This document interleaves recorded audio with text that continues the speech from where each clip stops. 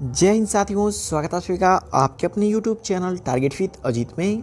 तो साथियों, आज की इस क्लास में हम डिस्कस करने वाले हैं कृषि के कुछ महत्वपूर्ण प्रश्नों के बारे में जो कि यूपीटीपीएससी एजीटीए, बिहार कोऑर्डिनेटर, एफसीआई इत्यादि परीक्षाओं के लिए मोस्ट इंपॉर्टेंट हो जाती हैं।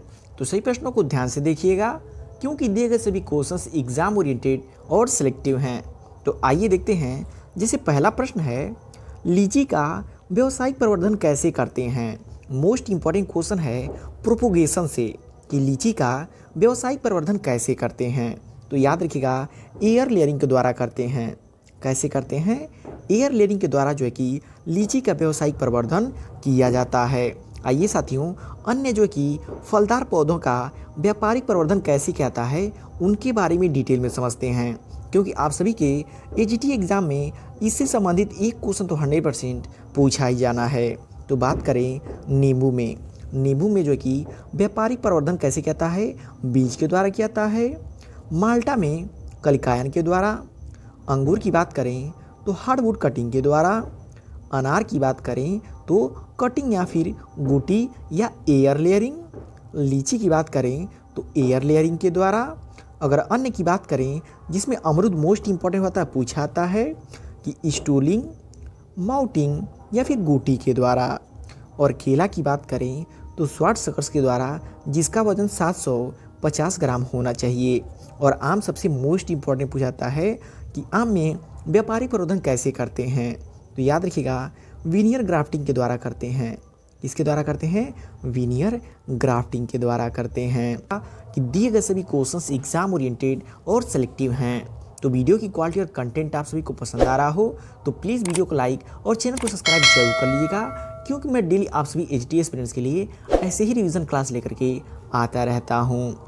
नेक्स्ट क्वेश्चन है, अमोनियम सल्फेट में गंधक की मात्रा होती है। बात करें अमोनियम सल्फेट की, तो अमोनियम सल्फेट में अगर सल्फर की मात्रा की बात करें तो 24% होती है। कितनी होती है? 24% होती है। आइए अन्य उर्वरकों में सल्फर की मात्रा कितनी होती है उनके बारे में डिटेल में जानते हैं, क्योंकि आप सभी के एजीटी एग्जाम में जो कि सल्फर की मात्रा कौन से उर्वरक में कितनी पाई जाती है ये भी एग्जाम में 100% आ सकता है। तो बात करें अमोनियम सल्फेट में सल्फर की मात्रा कितनी पाती है? 24%। सिंगल सुपर फास्फेट की बात करें तो 11.6 पाता है, जिसे 12% भी कहा जाता है। बात करें पोटेशियम सल्फेट की तो 14 से 18% पाया जाता है। पोटेशियम मैग्नीशियम सल्फेट की बात करें तो 19.5% पाया जाता है। जिप्सम की बात करें तो जिप्सम में सल्फर की मात्रा 18.5% पाया जाता है। और वहीं बात करें जिंक सल्फेट की, तो जिंक सल्फेट में सल्फर की मात्रा कितनी पाती है? 17.5% पाया जाता है। तो इन सभी को याद रखिएगा, एक आप सभी के एग्जाम में देखने को मिल सकता है। नेक्स्ट क्वेश्चन है, मूंगफली के दानों की औसत मात्रा होती है। मूंगफली के दानों की औसत मात्रा कितनी होती है? तो याद रखिएगा 70% होती है। कितनी होती है? 70% होती है। और बात करें मूंगफली की खली में नाइट्रोजन की मात्रा कितनी होती है? तो याद रखिएगा 7.3% होती है। कितनी होती है? 7.3% होती है। और वहीं बात करें मूंगफली में जो कि ऑयल कंटेंट की, मूंगफली में ऑयल कंटेंट कितना पाता है? तो याद रखिएगा 45%। और बात करें मूंगफली में प्रोटीन परसेंट की, प्रोटीन कंटेंट कितना पाता है? 26% पाता है। तो इन सभी डाटा को याद रखिएगा। यदि मूंगफली से क्वेश्चन आता है तो यही 3 क्वेश्चन आपसे पूछे जा सकते हैं। नेक्स्ट क्वेश्चन है, डैपोक विधि द्वारा उगाई गई धान की पौध की रोपाई लायक हो जाती है। कितने दिनों के बाद हो जाती है? तो जब बात करें, देखिए साथियों, डैपोक विधि की, तो डैपोक विधि में जो कि धान के पौधे की रोपाई लायक हो जाती है 12 दिनों में, 12 से 14 दिनों में हो जाती है। लेकिन यहाँ पे ऑप्शन में सिर्फ 12 दिया हुआ है, तो 12 राइट होगा। बात करें धान की नर्सरी तैयार करने की, यह विधि फिलीपींस से आई है। देखिए एग्जाम में क्वेश्चन बताता है कि धान की डैपोक विधि से नर्सरी उगाने की विधि कहाँ से आई है? तो ये भी याद रखिएगा, फिलीपींस से आई है। इस विधि में बीज बोने के 12 से 14 दिन बाद पौध रोपाई के लिए तैयार हो जाती है। और इस विधि में देखिए सीड रेट भी पूछाता है कि डैपोक विधि से धान की नर्सरी का सीड रेट क्या होता है। तो याद रखिएगा 3 किलोग्राम प्रति मीटर स्क्वायर होती है। कितनी होती है? 3 किलोग्राम प्रति मीटर स्क्वायर होती है। नेक्स्ट क्वेश्चन है, गन्ने में रस की औसत मात्रा होती है। मोस्ट इंपॉर्टेंट क्वेश्चन है कि गन्ने में रस की औसत मात्रा कितनी होती है। तो याद रखिएगा 60 से 70% होती है। कितनी होती है? 60 से 70% होती है। और बात करें गन्ने की गुणसूत्र संख्या कितनी होती है? 2n बराबर 80 होती है। आइए गन्ने से संबंधित अन्य महत्वपूर्ण तथ्यों को जानते हैं जो कि एग्जाम में पूछे जा सकते हैं।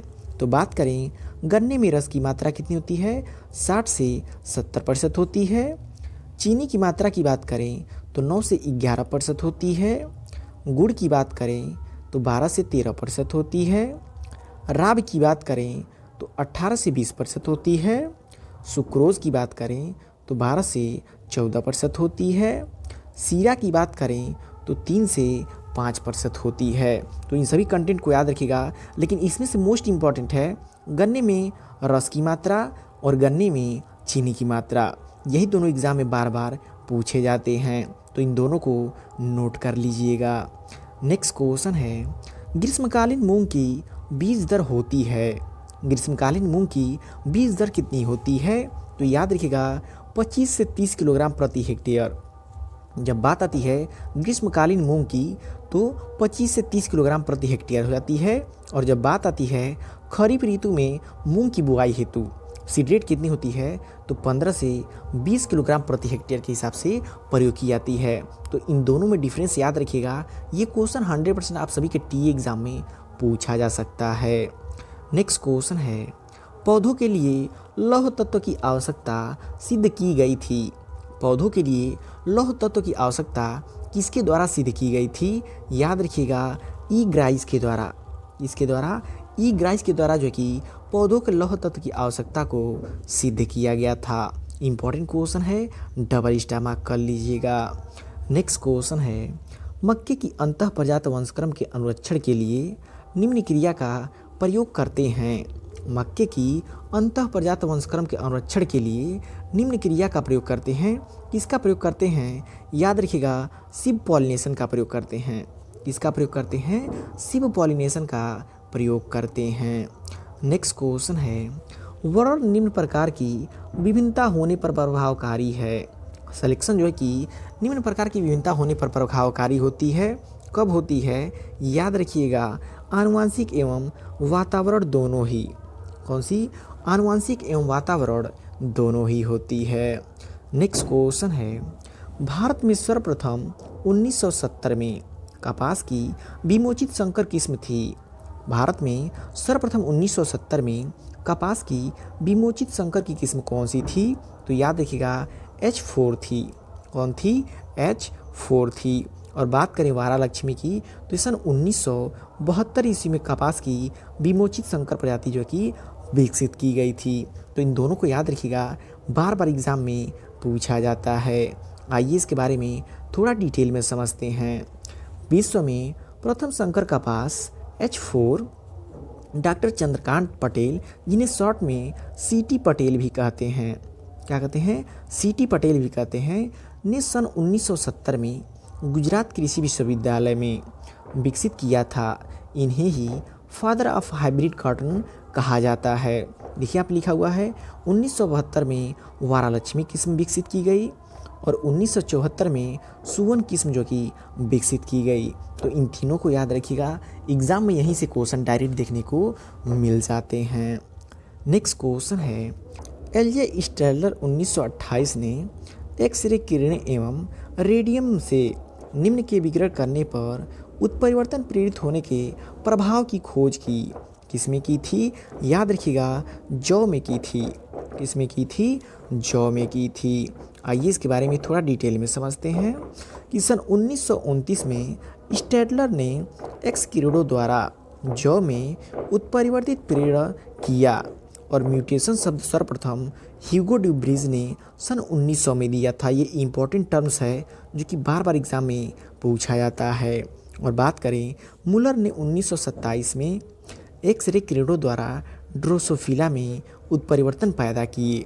तो देखिए ये तीनों पॉइंट मोस्ट इम्पॉर्टेंट हैं, यही सब बार बार एग्जाम में पूछे जाते हैं।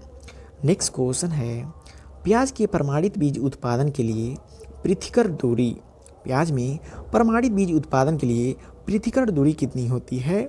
याद रखिएगा 500 मीटर होती है। कितनी होती है? 500 मीटर होती है। नेक्स्ट क्वेश्चन है, किसी इनवेड लाइन की मिश्रण शक्ति की परीक्षण करने के लिए किस क्रॉस का प्रयोग में लाया जाता है? तो याद रखिएगा किसी इनवेड लाइन में मिश्रण शक्ति की परीक्षण करने के लिए किस क्रॉस को प्रयोग में लाता है? तो याद रखिएगा टॉप क्रॉस को प्रयोग में लाता है। किसको? टॉप क्रॉस को प्रयोग में लाया जाता है। नेक्स्ट क्वेश्चन है, उत्परिवर्ती प्रजनन विधि से भारत में विकसित धान्य फसल की प्रजाति है। उत्परिवर्तित प्रजनन विधि से भारत में विकसित धान्य फसल की प्रजाति कौन सी है? तो याद रखिएगा जगन्नाथ हो जाती है। कौन सी है? जगन्नाथ हो जाती है। आइए इसके बारे में थोड़ा डिटेल में समझते हैं। भारत में धान की Jagannath, Prabhavati, Gautam, CNM 6, 20, 25, 31, hybrid mutant 26 आदि किस्में म्यूटेंट ब्रीडिंग यानी कि उत्परिवर्तन अभिजनन द्वारा विकसित की गई हैं। तो ये सभी इम्पोर्टेंट्स हैं, बार बार एग्जाम में पूछी जाती हैं। तो साथियों, वीडियो की क्वालिटी और कंटेंट आप सभी को पसंद आ रहा हो तो प्लीज़ वीडियो को लाइक और चैनल को सब्सक्राइब जरूर कर लीजिएगा। नेक्स्ट क्वेश्चन है, परीक्षार्थ संकरण होता है। परीक्षार्थ संकरण होता है किसमें होता है? तो याद रखिएगा जो कि F1 और एक अप्रभावी जनक के बीच, F1 और अप्रभावी जनक के बीच परीक्षार्थ संकरण होता है। नेक्स्ट क्वेश्चन है, एक समयुग्मजी स्वनिषेचित पादप की संतति कहलाती है। क्या कहलाती है? याद रखिएगा प्योर लाइन कहलाती है, शुद्ध वंशक्रम कहलाती है। क्या कहलाती है? शुद्ध वंशक्रम कहलाती है। आइए इसके बारे में थोड़ा डिटेल में समझते हैं। देखिए यहाँ पर लिखा हुआ है, एक समयुग्मजी तथा स्वपरागित पौधे की संततियों को शुद्ध वंशक्रम कहते हैं। शुद्ध वंशक्रम का सिद्धांत जो कि जोहानसन ने दिया था। ये क्वेश्चन बार बार पूछता है कि शुद्ध वंशक्रम का सिद्धांत किसने दिया था? तो याद रखिएगा जोहानसन ने दिया था। नेक्स्ट क्वेश्चन है, संकर बीज उत्पादन कार्यक्रम में मेंटेनर लाइन होती है। संकर बीज उत्पादन कार्यक्रम में मेंटेनर लाइन कौन सी होती है? तो याद रखिएगा मेंटेनर लाइन जो कि बी लाइन होती है। कौन सी होती है? बी लाइन होती है। आइए इसके बारे में थोड़ा डिटेल में समझते हैं कि संकर बीज उत्पादन मुख्यतः 3 लाइन इस्तेमाल की जाती है। कौन कौन सी इस्तेमाल की जाती है? A line, B line, R line. जिसमें ए लाइन होता है मेल स्टेराइल लाइन जो कि मादा जनक कहलाती है। बी होता है मेंटेनर लाइन या मेल फर्टिलाइन लाइन होता है। और आर होता है रिस्टोर लाइन होता है। नेक्स्ट क्वेश्चन है, केंद्रीय बरानी अनुसंधान संस्थान स्थित है। केंद्रीय बरानी अनुसंधान संस्थान कहाँ पे स्थित है? याद रखिएगा हैदराबाद में स्थित है। कहाँ पे स्थित है? हैदराबाद में स्थित है। नेक्स्ट क्वेश्चन है, मसूर में कायिक गुणसूत्रों की संख्या होती है। मसूर में कायिक गुणसूत्र की संख्या कितनी होती है? याद रखिएगा 2n बराबर 14 होती है। कितनी होती है? 2n बराबर 14 होती है। आइए अन्य फसलों के गुणसूत्रों की संख्या के बारे में पढ़ते हैं। देखिए एक तरफ फसल दिया हुआ है, दूसरी तरफ उनकी गुणसूत्र संख्या दी हुई है। जिसमें बात करें मसूर में 2n बराबर 14 होती है। चना की बात करें तो 2n बराबर 14 या फिर 16 भी होती है। अरहर की बात करें तो 22 होता है। उर्द की बात करें तो 24 होता है। और मूंग की बात करें तो 2n बराबर 24 होता है। और मक्का का देखिए सबसे अधिक होता है। मक्का के यहाँ पे जो कि 100 नहीं बल्कि 20 होगा। मक्के का 20 होता है। और धान की बात करें तो 2n बराबर 24 होता है। तो इन सभी को याद रखिएगा, एग्ज़ाम में पूछी जाती है। नेक्स्ट क्वेश्चन है, T&B प्रणाली से कौन संबंधित है? T&B प्रणाली से कौन संबंधित है? तो याद रखिएगा ग्रामीण विकास कार्यक्रम संबंधित है। कौन सा संबंधित है? ग्रामीण विकास कार्यक्रम संबंधित है ट्रेनिंग एंड विजिट कार्यक्रम से। नेक्स्ट क्वेश्चन है, रबर सेप्टा का प्रयोग होता है, रबर सेप्टा का प्रयोग किस में होता है? तो याद रखिएगा फेरोमोन ट्रैप में होता है। किस में होता है? फेरोमोन ट्रैप में होता है। आइए इसके बारे में थोड़ा डिटेल में समझते हैं कि रबर सेप्टा क्या होता है। रबर सेप्टा का प्रयोग फेरोमोन ट्रैप में किया जाता है। फेरोमोन शब्द कार्लसन और बेटेंड ने दिया था। यह मादा कीटों की ग्रंथियों से वातावरण में स्रावित होता है, जिसे नर कीट मादा कीट के पास आ जाते हैं। नेक्स्ट क्वेश्चन है, फलीभेदक कीट है, इनमें से फलीभेदक कीट किसका होता है? तो याद रखिएगा चने का, चने का जो कि पॉट बोरर होता है, जिसे फलीभेदक कहा जाता है। नेक्स्ट क्वेश्चन है, निम्न में से कौन एक सही सुमेलित नहीं है? देखिए एक तरफ क्रॉप दिया हुआ है, दूसरी तरफ उसकी फैमिली है और आपको बताना है कौन सही सुमेलित नहीं है। तो बात करें सूरजमुखी की, तो जो कि कंपोजिटी फैमिली है। कपास की बात करें तो मालवेसी है। अरंडी की बात करें तो कंपोजिटी नहीं बल्कि यूफोर्बिएसी होता है। क्या होता है? यूफोर्बिएसी होता है। और गन्ना की बात करें तो ग्रेमनी होती है। तो राइट आंसर ऑप्शन सी हो जाएगा। सी जो है कि सही सुमेलित नहीं है। तो आइए अन्य जो कि फसलों की फैमिली देखते हैं, उस फैमिली में कौन कौन से फसल आते हैं। तो बात करें ग्रेमनी या फिर पुएसी कुल की, जिसमें धान, गेहूँ, गन्ना, ज्वार, बाजरा, जौ, जई, कोहो नहीं आप होगा कोदो आदि आते हैं। कुर्सी फेरी फैमिली की बात करें तो सरसों, राई, लाही, गोभी, तारामीरा आदि आते हैं।